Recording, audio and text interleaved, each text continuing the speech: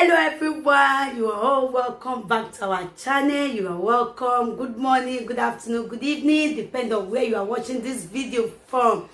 Guys, in this channel we bring out amazing video, wonderful video, interesting videos. Please do subscribe so that you can see more videos in this channel. As you do so, God bless you.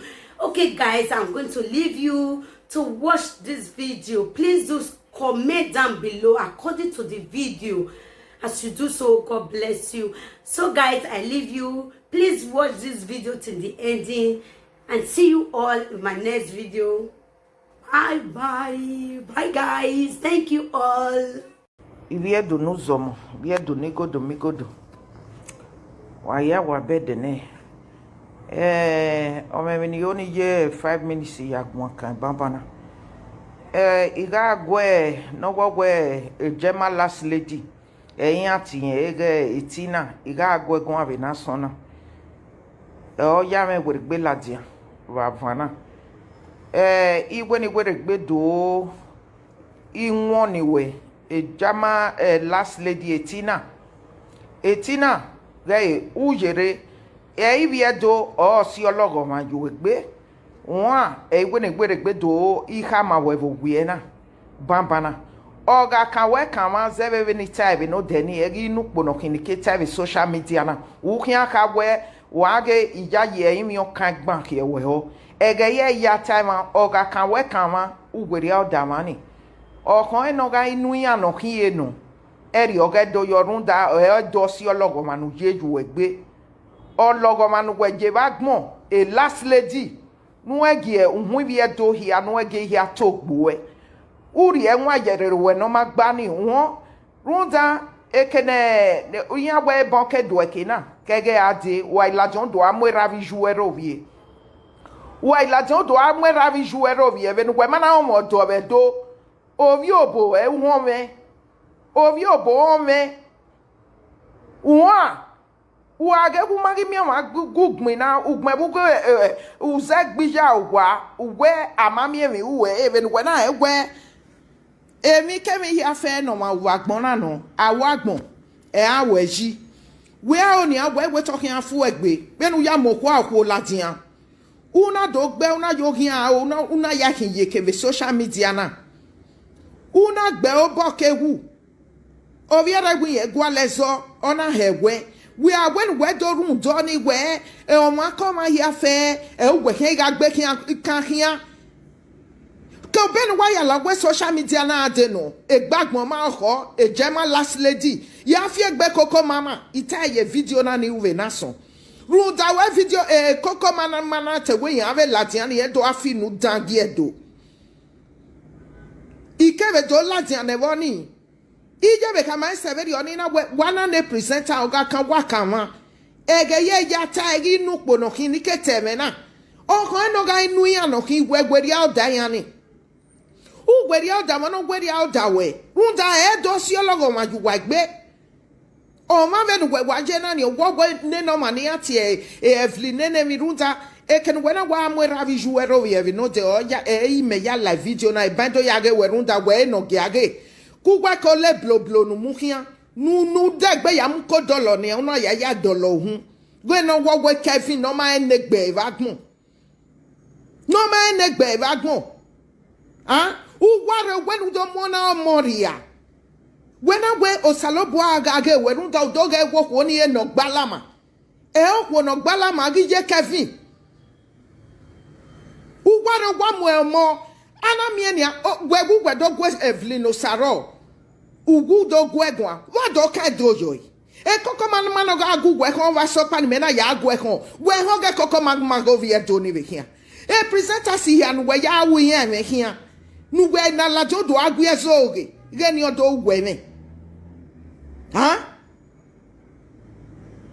when na women na wa say here ave presenter si na ya no egbe kan no ya mwegbe oti mage stavera wo ya wiya ya me no ni ke gbu e kadari o agbide e stavera ye gbu we black and blue we social media na eme we ojeje nu ya ha we u ya fie ki gbu mu e like oti una yari e fake lawyer we aka we ho we no ya gbu ededegbe we no ya gbu ededegbe o Kevin ani an we mo na gbon ri ana ni we de ke na gba enu we e savera obo pa be yakedetare ni e ya gbu we kele ade mo se nu na ya gbu egmi nai e koko mama no do agbu enu we ya we me bo no pa vo se nu mana ya lele wo nu na ya le gugu asa akemi emege do lati avo ikeve do lati avo ni va seni wa mi e va gbon yi o ma si ologo ma ju egbe a jama last lady etina nu tina wu igwe kedene na pa egun egwe gbe me do bu nu e Ruta edi wa ya duekina ya fe na do mi ona do si okun no kwa ona ido skiye na nagi do asi level ya webo venu waga gi ya ze do bo e do si ologo ma juwe gbe ugwagwe e kedime na do ugwagwe kedana na nya ugwe de problem no gwe ugwa na do aze we ma unu ana me gbikin aye e jama lady we ho de we ma ni vie do ho gi ma we ma gwa ma be gbe a o bo hia ma ya si luwa ke gbe avele level nu wakere a edo isevo no dado gekere edo evo no kokomo eno webe ho de mani vi edo we gwa ma we gbe a obe va ma yasi level kegbe alele me okeno ke no mani kere wa ana mi ologo ma ga yuwa yobu wa yasi ologo ma we mi no ga gi ilogu wa never gbon why do agwa le ravijiri ekeke hia fe nu wa ga jayi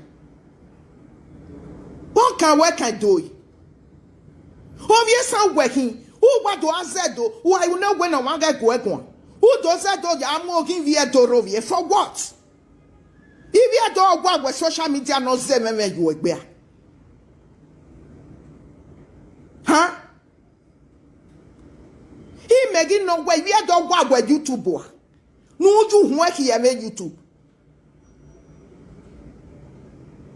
He why you got your be a cavern je e ye ga fie jo fie regwale in wina here.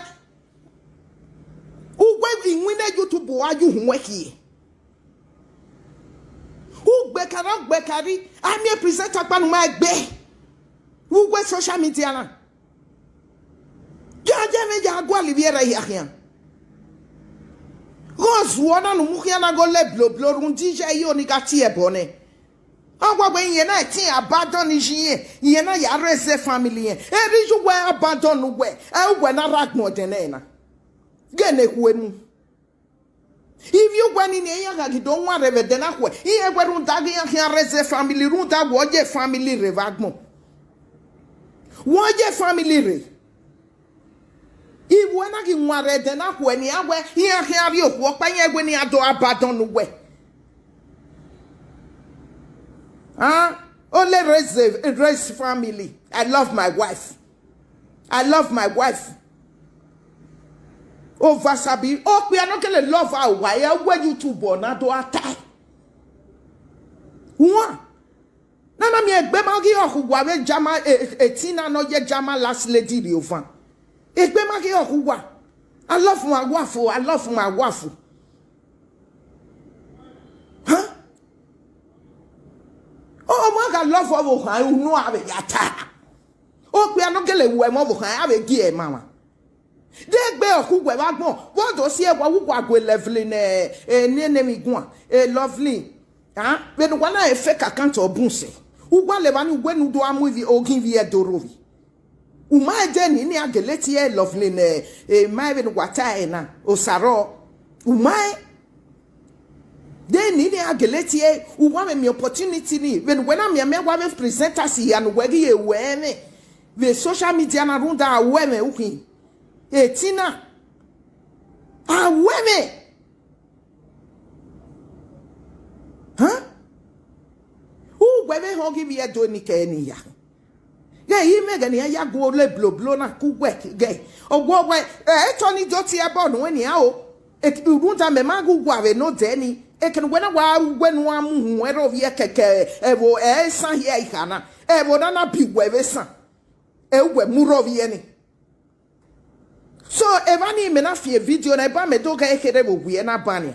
Ah where only do aka gu kun ma o no mi we ma where to work in my your kan o ma ti e bo nu we emi no mi e be gbo o ya ki o when me ti wole gbogbo na ni because only me wa mo bo bege ihinu mu ho ayiwe na mi yiwe we clear ihini o si eni na ge we mu ho ayiwe imami no si e do ni ya na ya fi azen we man ugun abe no ma gbon ya gbon ugun abe no wo kan ya gbon emi no be bege be gbe wo ogme and the even true comment emi so waro awusun abe presenters emi so wa ti ejo in our real life all pretend the wetin and do contribute o ga mo ebo gbe a presenters no egin e ma like o ma mo ebo gbo true comment o wu kin o ma gelegele u gbe kin o ma yo wo kan o gi to o ge be ba.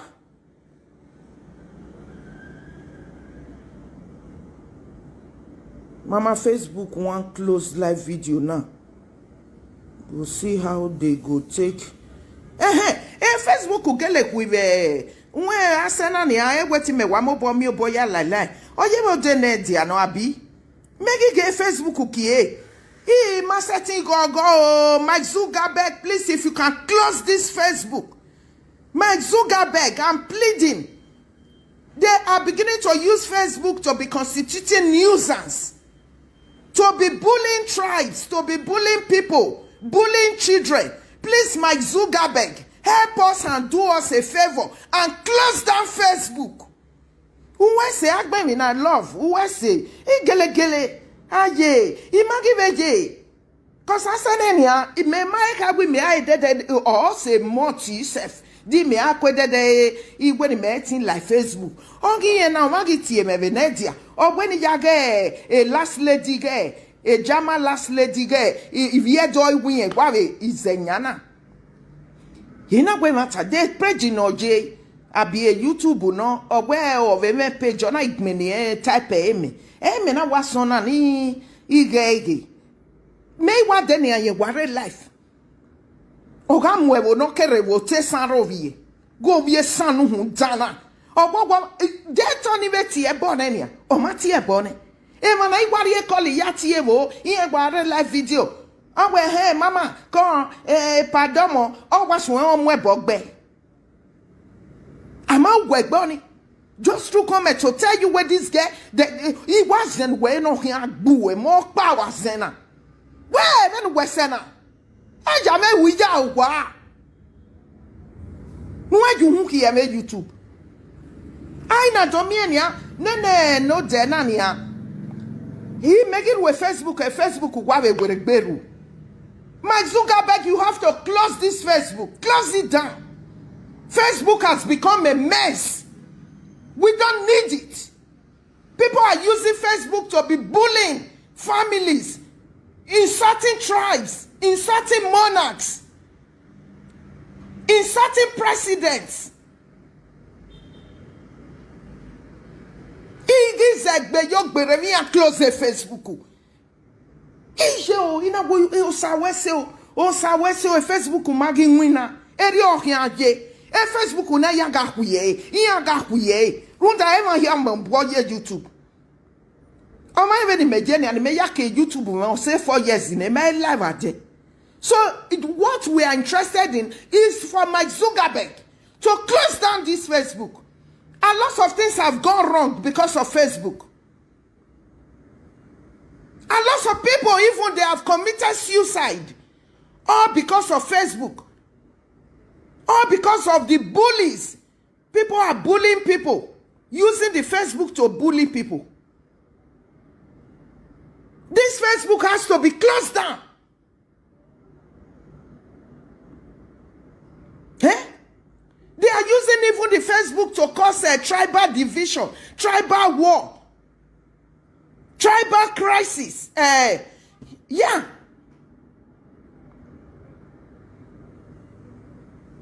Eh? Now big problem Zuckerberg get for America now. Then they fight Zuckerberg because of people they use them, bully and insult people. Yes. And Facebook won't close many page. Yes, so if they can do that, I will be very glad. Isalo boaga imegivi evenetia. Enetia ginona. Ina gelevie fan.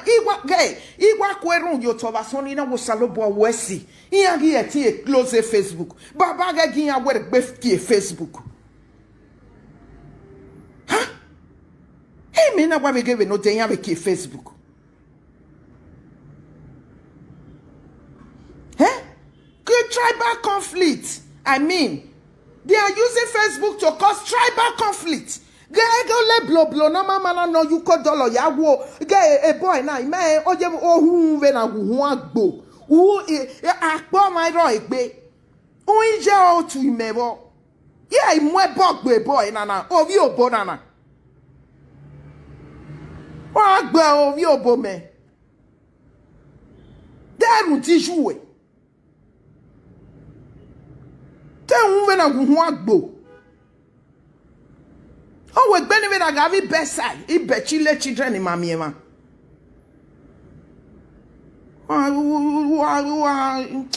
Reserve of winning. Huh? Can I guya? Imi amweru kemina. Since Okasu no ga with Besuno and it will be fine. Facebook has to be closed down. When ya do ya go man obuwari we YouTube wodo. Uwa ga do e wodo me ma eti la Facebook age ya ma we iwa gege we YouTube bi. Iya. Eri e wa e wani ye na eti abadon ye. We ma be gege gbe ma ho boy na. You know see say you know where. Eh Kevin, you know where no? Because you cannot abandon your mother for your wife, and you will expect all to be well with you. It shall never be well with you. Until you go and beg your mother.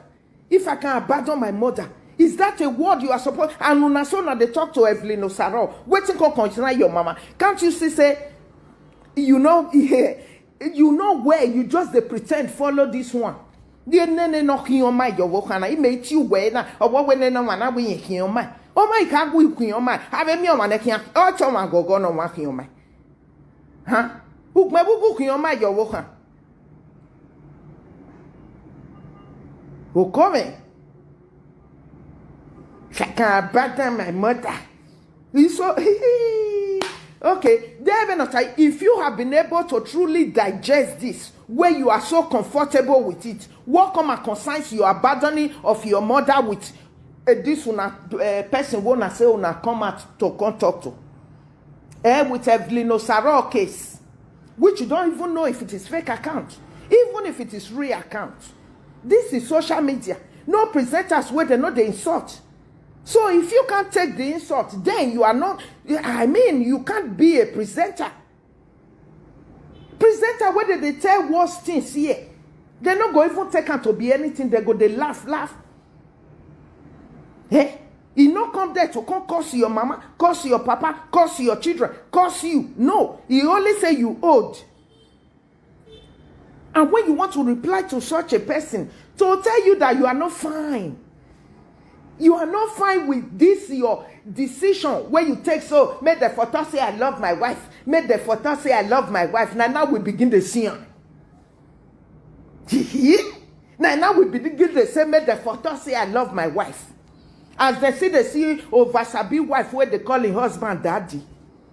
Not be now you begin to see those things. See. May you leave that matter, leave matter for Matthias. I love my wife for social media. You love your wife. You are going to lick your wife bekus for inside YouTube. Call the licker armpit. Which can create that one self now Chris. Now you Chris, where you don't know. Each and every time you always want to throw mouth to that your mother as responsible as that woman. A mother that worked so hard to bring all of you guys up. Yeah, I want big family. God forbid. My own husband go contact me say because of me want abandon the mama. Now, whereby now I go first take hit in head. to know whether that in her is still correct. Because me, not because of I abandon my own mama. Love in Tokyo. Now you start to love. A bad way. He truly say you dey fine with this your nasty decision of say you want to abandon your mama. Let's be sincere here. You not go to talk go that side again. But because you are not fine with it, inside you are not okay. Oh, hey, the day where this thing go bust, I just the fear for this no human your wokana. Now when me went to a wife, ko worry me we work back. Say only me one nerunji. Otherwise, hey, ne ya see ove. Because I don't work hard man no. The day where your eye go clear. Because I know you are not fine with this your nasty decision. If somebody they fine with a decision, once you make it, that will be the end of it. But each and every time you keep referring to that, say somebody can write to you, say your wife old, waiting can go concern your mama day. Huh? Now so it be data. Now so it be data. You start just now for where may I look so. You say you are not here to insult anybody. You only just came out for Evelyn Osaro. But you were talking about this kind of tribe where people know so. A tribe who were bo or my wedding again. A boy now is way gave a boy. What? Is way wa gave a boy. Who don't wake bo me okunoji. Omagari ame wa rote bie e wa ya gewe. Ijue no. E ya gewe. You don't want to talk to another person, but it's very you are so enemy because a tribe where they recognize like this, a tribe where they know like this. Who told you that even if the Osaro is from us, who told you that is the one speaking for us or like we send them? Where you want to take the insult your head. Ge matuze e metusela. Ima no korion se wu waiva o gi korion. U wagwa le gbe mi. O we gbe ni be na ge bread na so ki yame.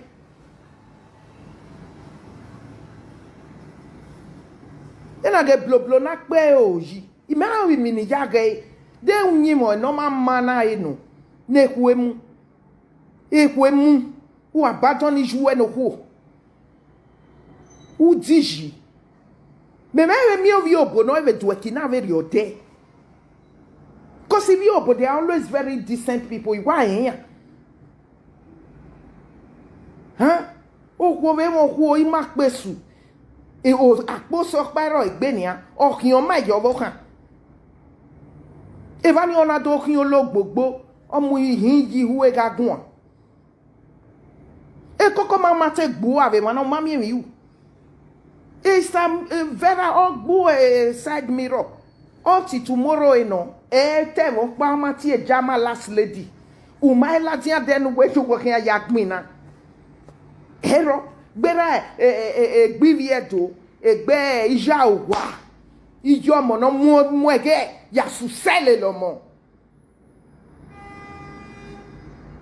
Huh? When what do gbemi o mo very oni o we e gu wa gon we e he wewo so ma ni bi agbon na ni gu wa iya wa u gbe e metusela e mem ni ya gie ne boy e metusela then no he no gi ya la lo eni because each time every time wa was your boy na o wa was yo o no ya mwe dada no mama you hu ebe dada pa o ya pente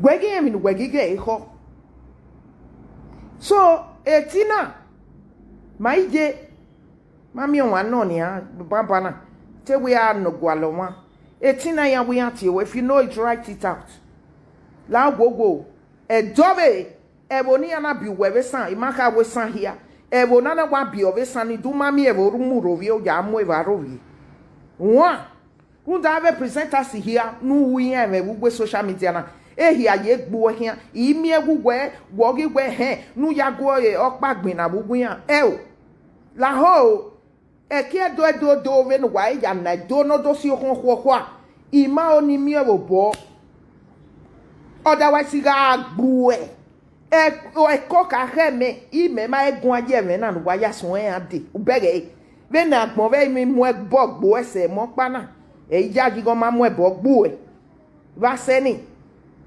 mia oni mia do gbugbo e ba na e dede me do won nu zo mo na bo ni je who see the family and the family e mi tan azan gbu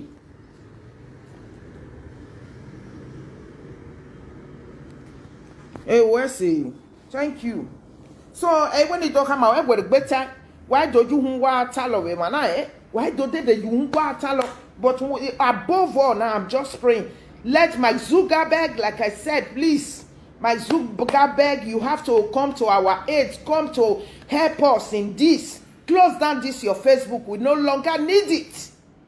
I was so happy the other day when Facebook was closed down. Let it be closed down permanently. We don't need it. It has destroyed a lot of things. Facebook has destroyed a lot of things. Tribal conflict. Because when this boy still start here now that tribe is still talk. He say, how can people, you know here say now all of us, now you just come back, come out, come they call your wife old.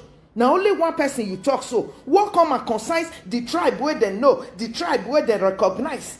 Una go come they behave like this. Hey? How can one person do something you can't generalize? So these are the tribal conflicts we are talking about here.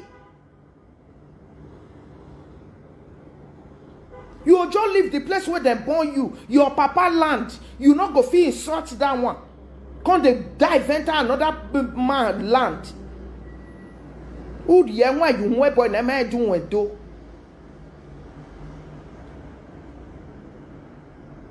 Idiot. Yeah.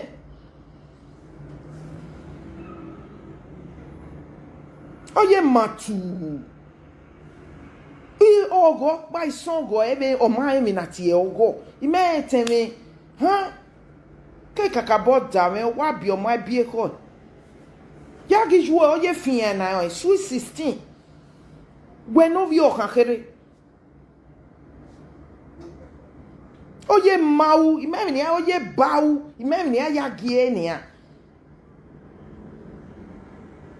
So why would you want you a love in Tokyo? E maka agbe love na we ke mi e love. E love no ya la le jama last lady ho na. Una ya la lo ipin awe la lo ihe be ni jugwe na gwa we social media na. Ah won yo pa na salobo we gbe ka we ba gbon na. Even no kwoni magele tiebo na o ma mu emi kemi obu yen hewe yen mu yo to. Ibi agbon gi ja o bege wo.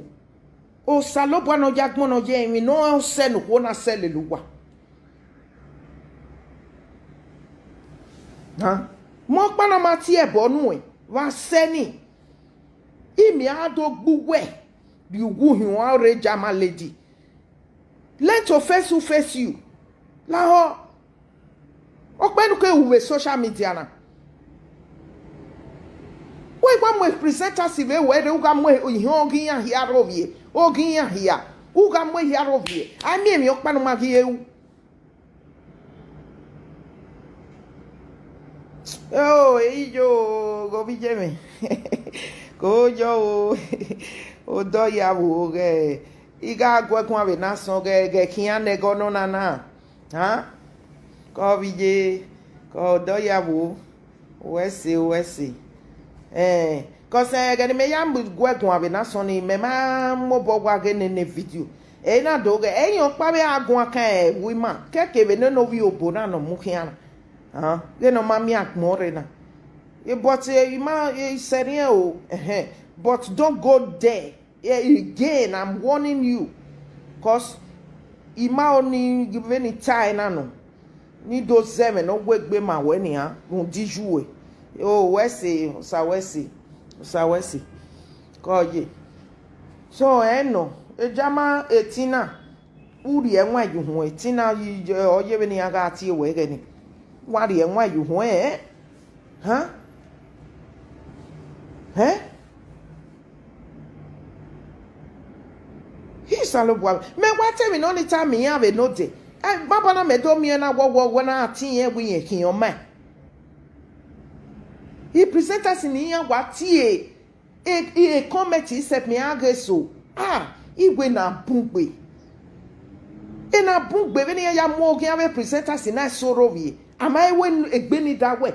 And the when no work be kan we here fair u ya wu here me. Am I that thing ya igwa do ati no we very o.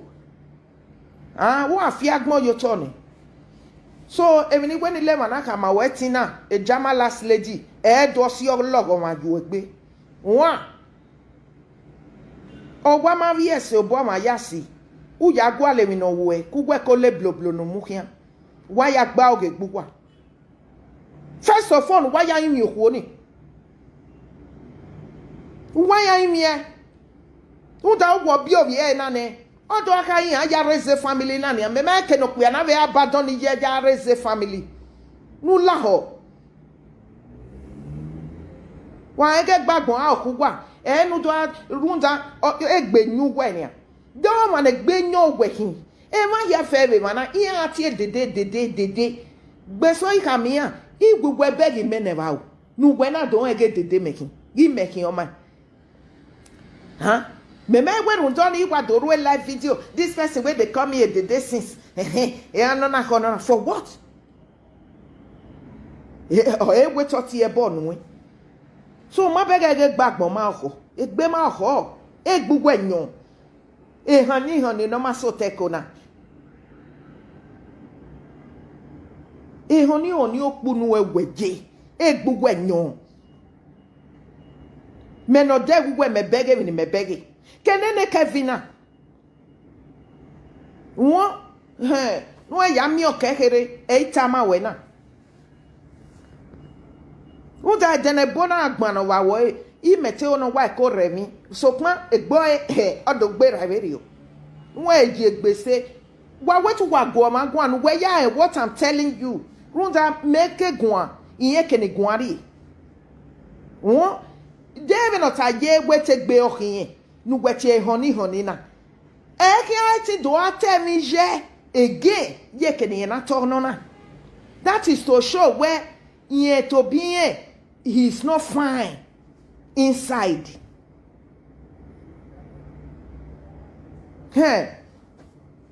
So why we say when it come every best when you do awawo when oh my god zebu wa oh my god zebu wa a problem in even no una gwa zebu we of you bo we wezo opo umai ho de we e wo no ko na won do e ba ni ogi boy umai ho agwe ma be nye do no ma be leli ma be do e keke no ko na won do e no o lesu pa yin ba re ne be no when ye go do ni wo wa a family mi kemi here fe ebo no kikban kere no kuyani kere egbe mi kemi here fe evani ogi obe ogugwe no ku eri oje vedo wo and ilele ni malele vedo ave lele ve san nana biwe e san never we so okay can we wo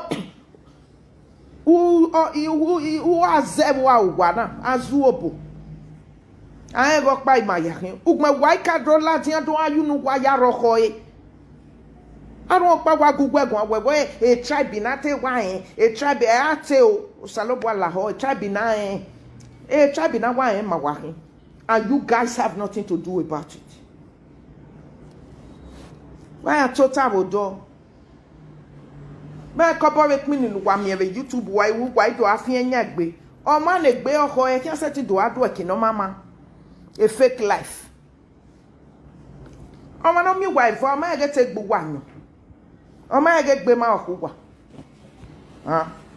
so ri enwa ju hu e wa ya wa kan azepe so please share the video no me ke na mi o e gbe dan we ge wọ́n megun aye why because emi no wa na representing me give na the competition eri of eje keke here no wana win na ino so okan ni we wa vie a million people la din ave na we adogbian ni ro pa kan me megun aye ni so fa no we gele ametin ni no we aya gbelean you understand but edori ogo ewu mejo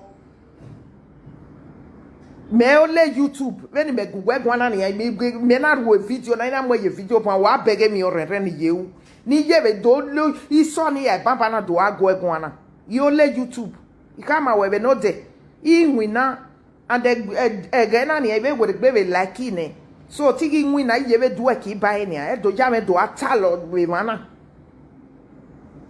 idiot when YouTube imu e bagmo YouTube na wado va vie wo over here favor ana mi ogi ko ki so bu gwa ni vi obo ivi edo ivi san ona kion ve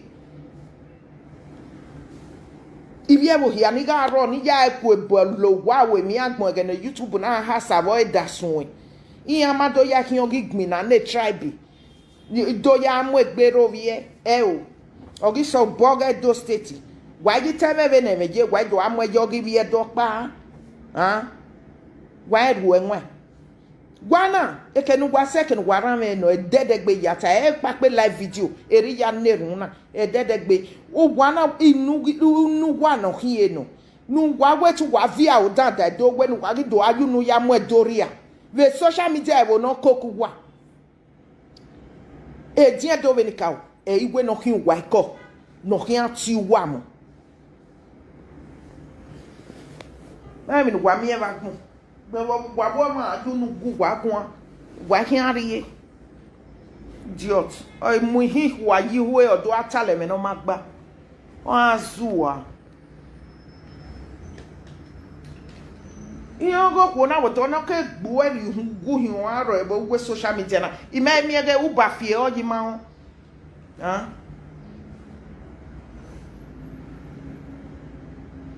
Thank you. Yes, you pity their end. Exactly. Exactly. I wait a matter no what. Babege.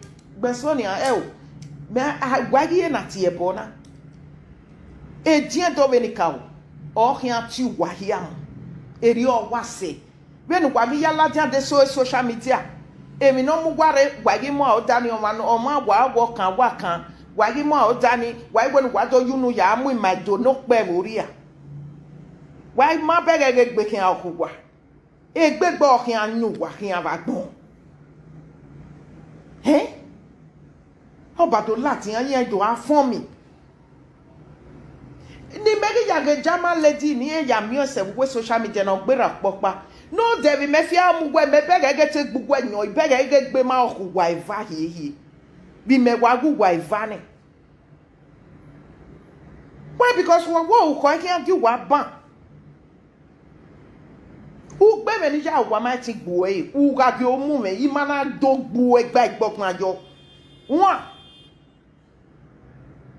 idiot who don't do it that why you not do me more for what igboa ehie me alob we mo ade Germany ni uhe wenu mu na ala lo ni ka do judge wo he ni